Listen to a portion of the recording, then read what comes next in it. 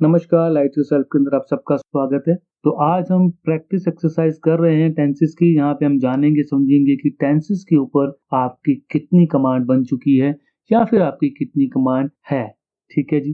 तो कुछ सेंटेंसेस मैं आपके सामने रख रहा हूँ, आपने ये बताना है कि इसमें से सही कौन सा है। तो मेरा पहला सेंटेंस आपके सामने है और ये 3 ऑप्शंस आपको दिखाई दे रही होंगी। इसमें से सही ऑप्शन आपने चूज करनी है। ठीक है जी। तो मेरी पहली ऑप्शन है he seldom has a fatty food. Second है he is seldom having a fatty food. He has seldom had a fatty food. He has seldom had fatty food. ठीक है जी। अगर आप इसके ग्रामर के स्ट्रक्चर्स को समझें, देखें, तो आपको इसमें से कुछ गलत लगेगा नहीं। क्योंकि देखिए ही सेल्डम हैज, यहाँ पर जो आप हैज देख रहे हैं ये टेक के कॉन्टेक्स्ट के अंदर है। ये मैंने आपको, अगर आप मेरी हैज हैव हैविंग की वीडियोस देखेंगे तो वहाँ पे मैंने सारे ही कॉन्सेप्ट क्लियर किए हुए हैं इस वीडियो के अंदर, जहाँ पे मैंने हैविंग के बारे में, हैज़ के डिफरेंट यूसेस के बारे में आपको बताया हुआ है। अगर आप ये बात ना समझ रहे हो तो आप उस वीडियो को ज़रूर देखिए ताकि आपको ये सारा कॉन्सेप्ट क्लियर हो सके।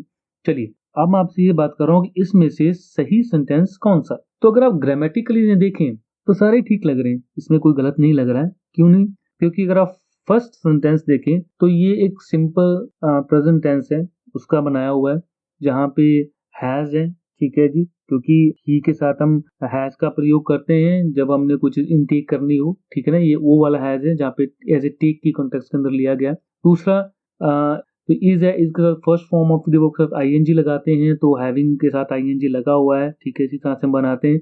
और जो लास्ट आपका सेंटेंस है ये आपका प्रेजेंट परफेक्ट के अंदर है, तो ही के साथ हैज के बाद सेलेडम और सेलेडम के बाद third form of the verb आया हुआ है हैड। ये खाने वाला हैड है। ठीक है ना, ये पास्ट परफेक्ट वाला हैड नहीं है। ये मैंने समझाया हुआ है, वीडियो आप देख लेना अगर आपको नहीं समझ आ रहा है। तो ग्रामेटिकली ये सारे के सारे सेंटेंसेस ठीक लगे। फिर इसमें से रॉन्ग कौन से हैं और सही कौन सा है? तो ऑप्शन 1 सही है। उसकी वजह क्या है कि अगर आप इसके भावों को समझे तो अब यहाँ पे भाव आपके इंपॉर्टेंट रोल प्ले करते हैं कि हम रोजमर्रा की जिंदगी के अंदर किस तरह से सेंटेंस का निर्माण करते हैं। ठीक है जी। तो इस तरीके से है कि ही सेल्डम टेक्स फैटी फूड, यानी कभी कभार वो फैटी फूड खाता है। खाता तेती का भाव, तो ये मैंने सिंपल प्रेजेंट टेंस के अंदर समझाया हुआ है। ठीक है। सेकंड देखें तो वो कभी कभार खा रहा है, ऐसा नहीं हम कहते, हम ये कहते हैं कि वो कभी कभार फैटी फूड खाता है। वो खा रहा है ऐसा नहीं कहते। दूसरा, हम ऐसा भी नहीं कहते कि वो कभी कभार फैटी फूड खा चुका है। ठीक है, परफेक्ट के अंदर है। हम ऐसा कहते हैं कोई काम हो चुका हो तो हम परफेक्ट के अंदर लिखते हैं। तो परफेक्ट की भी वीडियो मैंने बनाई हुई है, आप उसे भी चेकआउट कर सकते हैं, परफेक्ट टेंस की। ठीक है जी, प्रेजेंट परफेक्ट टेंस की आप देख सकते हैं, हमने वो टेंस की सीरीज कंप्लीट कर चुके हैं। तो ये दो सेंटेंस आपके बी और सी तो गलत हो गए। तो पहला है कि वो कभी कभार फैटी फूड खाता है। ठीक है। चलिए आप सेकंड सेंटेंसेस देखते हैं। आप इसमें देखिए कि कौन सा सही हो सकता है आपके हिसाब से।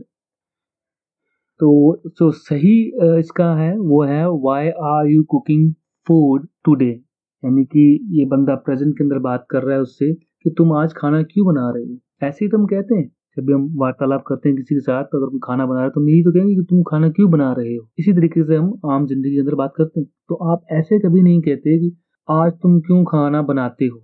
अगर आप इसका लास्ट का सेंटेंस देखिए कि why you have been cooking food today, तो यहाँ पे टाइम नहीं है कहीं पे भी। ये आज के बारे में बता रहा है, लेकिन जब हम हैव का प्रयोग करते हैं, साथ में बीन का प्रयोग करते हैं, तो हम हमेशा ये प्रेजेंट परफेक्ट एंड कंटिन्यू है, तब हम एक टाइम बताते हैं, एक ड्यूरेशन बताते हैं। इन सेंटेंसेस के अंदर वो सिंपली सिर्फ ये कहना चाह रहा है कि तुम खाना क्यों बना रहे हो आज, दैट्स इट। वहां पे ड्यूरेशन का कोई मतलब ही नहीं है कि तुम, हाँ अगर यहाँ पे मॉर्निंग लगा होता टुडे की जगह तो फिर लास्ट वाला सही होता कि तुम सुबह से खाना क्यों बना रहे हो। ठीक है जी, तो फिर ऊपर वाला नहीं सही होता अगर यहाँ पे कोई स्पेसिफिक टाइम की तरह दिया होता तो।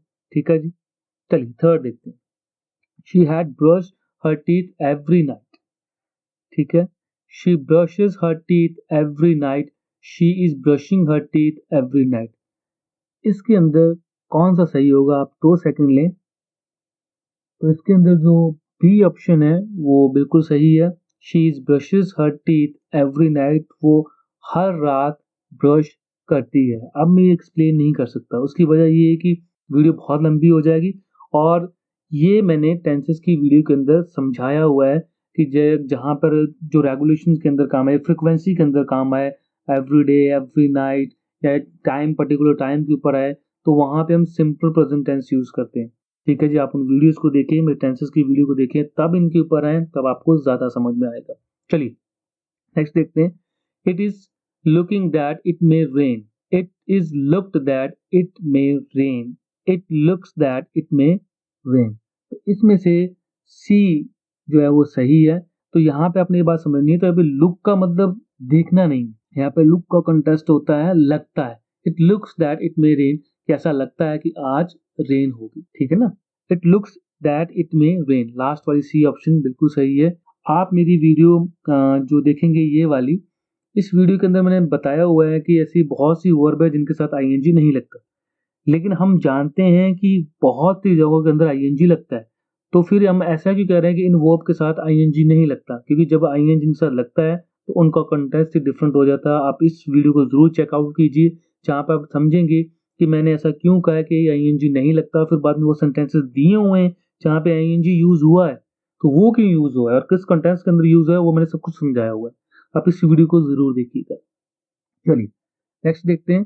At a present she does not study because she plays in the garden, एक ही सेंटेंस है। नेक्स्ट है at present she will not study because she plays in the garden, at present she is not studying because she is playing in the garden. तो आपकी जो C option है ये बिल्कुल सही है।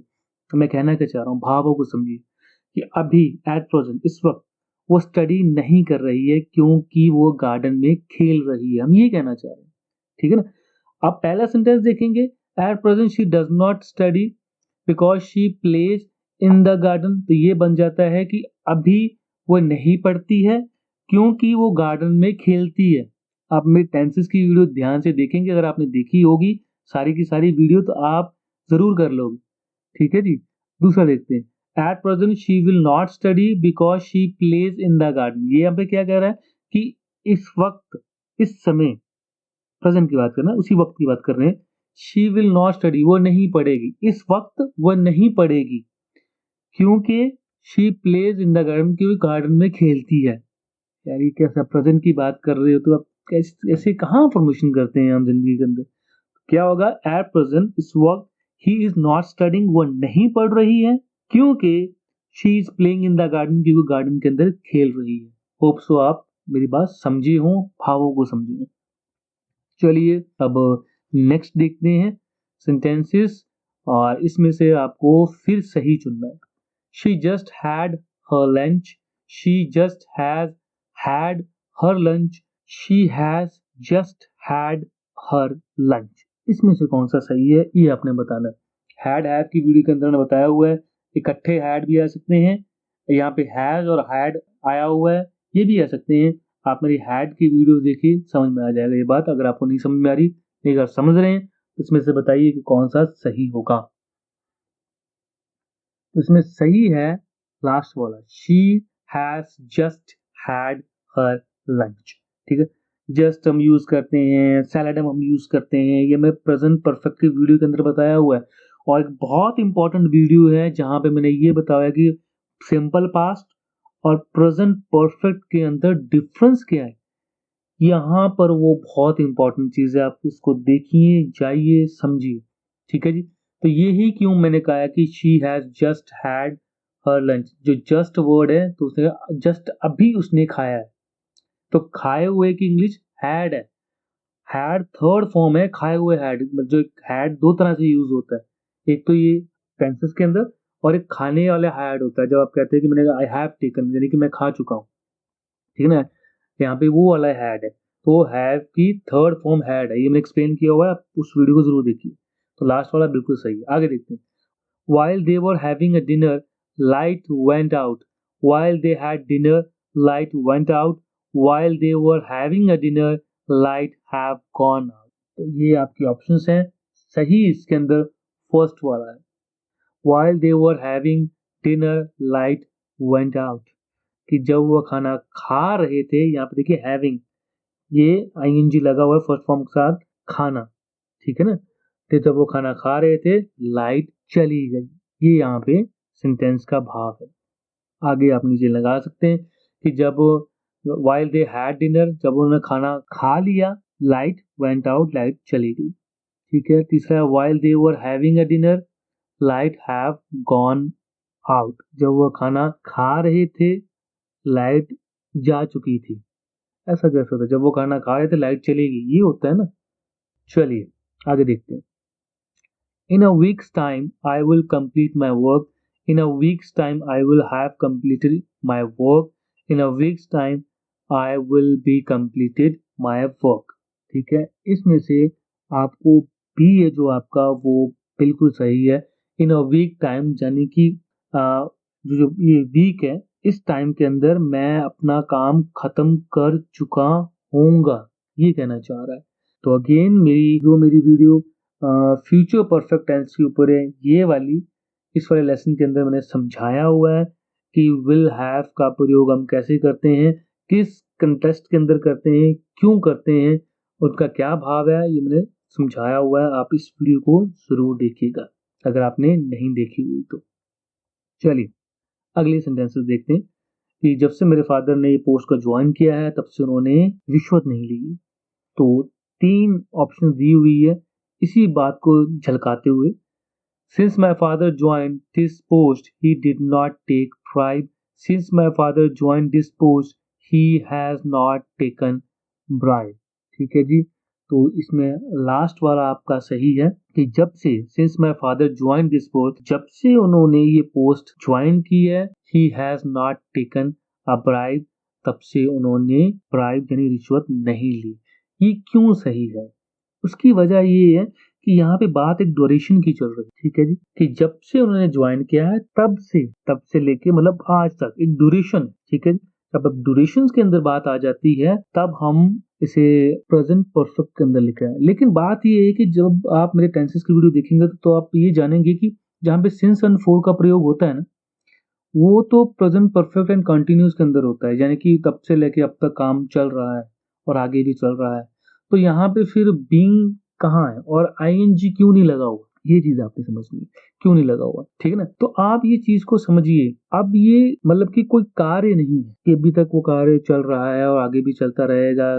ठीक है ना। अगर आप इसकी ऊपर वाली ऑप्शंस को देखें, since my father joined this post he did not take bribe, अगर आप इन सेंटेंस को देखें तो दोनों ही क्लॉज जो आप देख रहे हैं, ये सेंटेंस दोनों क्लॉज से मिलकर बना हुआ है, तो दोनों ही क्लॉज आपके सिंपल पास्ट के अंदर। तो ऐसा नहीं हो सकता कि आपके दोनों ही क्लॉज जो हो सिंपल पास्ट के अंदर हों और फिर एक सेंटेंस का निर्माण आ जाए, तो ये तो गलत है। ठीक है। ये मैंने बताया हुआ है, आप मेरे टेंसेस को देखेंगे क्लियर हो जाएगा। तो ये जो लास्ट ऑप्शन है, since my father join this post he has not taken a bribe, इसका मतलब ये है कि जब से मेरे फादर ने ज्वाइन किया है तब से उन्होंने ब्राइब नहीं ली। एक ड्यूरेशन को भी बताता है, तो इसीलिए हमने से प्रेजेंट परफेक्ट के अंदर लिखा हुआ है। ठीक है जी। चलिए अब आगे देखते हैं। She did not cook her breakfast yet, she has cooked her breakfast yet, she has not cooked her breakfast yet. ठीक है। ये है सेंटेंसेस आपके। तो इसमें जो है लास्ट वाला बिल्कुल सही है। ठीक है। ये कुछ कीवर्ड्स हैं, ये मैंने टेंसेस के अंदर समझाए हुए हैं कि ये कीवर्ड्स है। जब ये आ जाएं तो आपने इस सेंटेंस का निर्माण कैसे करना है। आप इनके भावों को समझने की कोशिश करते हैं। आप इसका बी का देखें, she has cooked her breakfast yet, कि उसने अपना ब्रेकफास्ट अभी तक बना लिया। ऐसा नहीं होता भाई। येट हम कहाँ लगाते हैं कि अभी तक उसने ये काम नहीं किया, स्टिल हो गया, येट हो गया, कहाँ पे यूज करते हैं, अभी तक उसने ये काम नहीं किया, ऐसा कहते हैं। ठीक है ना।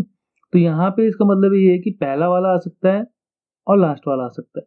लेकिन जो पहला वाला है, she did not cooked her breakfast yet, कि उसने अभी तक अपना जो है ब्रेकफास्ट नहीं बनाया है, तो ये सिंपल पास्ट है। लेकिन हम अगर ड्यूरेशंस बतानी हो, कुछ अंतरकाल बताना हो, कुछ समय का बताना हो, तो हम उसे परफेक्ट के अंदर लिखते हैं। या पर अगर वो कंटिन्यू हो रहा है तो हम उसे किस में लिखते हैं, प्रेजेंट परफेक्ट एंड कंटिन्यूस के अंदर। यहाँ पे हम कह रहे हैं कि अभी तक उसने ब्रेकफास्ट नहीं बनाया, अभी तक नहीं बनाया, यानी कि किसी टाइम पे उसे दिया होगा काम, वहां से लेके अब तक नहीं हुआ वो काम। ठीक है जी। तब हम परफेक्ट के अंदर लिखते हैं इसे। तो she has not cooked her breakfast yet, अभी तक उसने नहीं बनाया। ठीक है जी, चलिए आगे और देखते हैं sentences. She did not open the door because she had washed her hair. She did not open the door because she washed her hair. She did not open the door because she was washing her hair. Last वाला बिल्कुल correct है कि उसने open नहीं किया दरवाजा क्योंकि वो अपने बाल धो रही थी, यही हम कहते हैं। ठीक है जी, हम ऐसा तो कभी नहीं कहेंगे कि उसने ओपन नहीं किया डोर, उसने अगर अभी वाला देखे कि उसने दरवाजा नहीं खोला क्योंकि उसने अपने बाल धोए थे। दूसरा बार, she did not open the door because she had washed her hair. इस सेंटेंस के अंदर ये कह रहा है कि उसने दरवाजा नहीं खोला क्योंकि उसने अपने बाल धो लिए थे या धो चुकी थी, इसलिए उसने ओपन नहीं किया। तो ये तो कोई रीजन नहीं हुआ ना डोर ना ओपन करने का।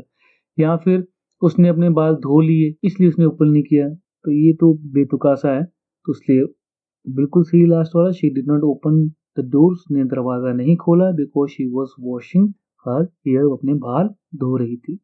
चलिए नेक्स्ट देखते हैं। आई found that my pocket was picked. I found that my pocket has been picked. I found that my pocket had been picked. ठीक है जी, तो ये इसमें पॉकेट पिक यानी कि पॉकेट मार दी।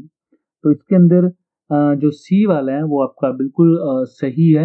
आई found that my pocket had been pick. ठीक है, मुझे पता चला कि मेरी जो पॉकेट है वो किसी ने मार ली। ठीक है जी। By tomorrow afternoon, the plane will take off for Moscow. By tomorrow afternoon, the plane will be taking off for Mexico.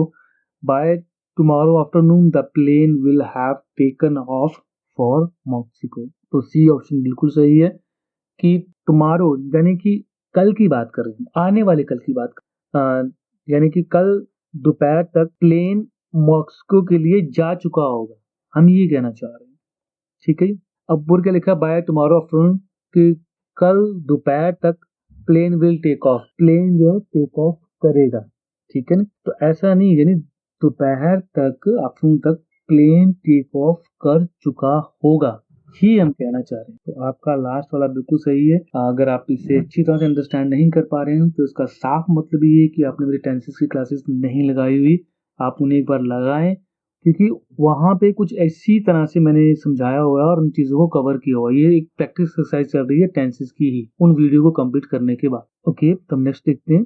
Since he started a journey she has felt sick. Since she started journey she is feeling sick. Since she started journey she has been feeling sick. तो last वाला बिल्कुल सही है, जब से उसने journey start की है वह तब से सिक फील कर रही है, तब से ठीक नहीं फील कर रही है। ठीक है जी, तो जहाँ पे ड्यूरेशन हो तो यहाँ पे जब से जर्नी स्टार्ट की, एक पॉइंट ऑफ टाइम से जर्नी स्टार्ट हुई है और अब तक वह फील कर ही रही है, तो हम हैज बीन का प्रयोग करते हैं present perfect and continuous tense का। ठीक है जी, तो ये वाला सही है, ऊपर के दोनों गलत हैं। तो अगर आप पहला देखेंगे सेंटेंस तो उसके अंदर बनता है कि जब से उसने जर्नी स्टार्ट की है तब से शी फेल्ट सिक, यानी कि उसने अच्छा महसूस नहीं किया, ये कह रहा है। ठीक है जी, since she started journey she is feeling sick, जब से उसने जर्नी स्टार्ट की है तब से वो अच्छा फील नहीं कर रही है, वो अच्छा फील नहीं कर रही है। तो ये और इसके नीचे वाले में डिफरेंस क्या है? तो डिफरेंस सीधी सी बात ये है कि जहाँ पे हमने एक ड्यूरेशन बतानी हो तो तब हम उसे प्रेजेंट परफेक्ट एंड कंटिन्यूस के अंदर लिखते हैं। अगर हमें ड्यूरेशन नहीं बतानी और बताना है कि उस वक्त वो काम हो रहा था या हो रहा है, तब हम कंटिन्यू टेंस का यूज करते हैं। ठीक है जी, चलिए आगे देखते हैं। She has scored a century a week ago. She has scored a century before a week. She scored a century a week ago. ये इसमें आपने बताना है कि इसके अंदर कौन सा सही है। तो इसके अंदर जो सही है वो लास्ट वाला है, She scored a century a week ago। ठीक है ना, जहाँ पे बिफोर हो, एगो हो, एक पास्ट का इंडिकेशन दे रहे हो कुछ वर्ड्स, तो वहां पे हम सिंपल पास्ट लिखते हैं। ये मैंने डिफरेंस बताया हुआ है इस वीडियो के अंदर, जहाँ पे आप देख पा रहे हैं कि सिंपल पास्ट और परफेक्ट के अंदर क्या डिफरेंस है। तो ये डिफरेंस मैंने यहाँ बताया हुआ है कि हम ऐसा क्यों लिखते हैं। इन वीडियो को चेकआउट जरूर कीजिए, अगर आपने नहीं देखी हुई तो आपको कोई ज़्यादा बेनिफिट नहीं होगा इस प्रैक्टिस एक्सरसाइज का। आगे देखते हैं।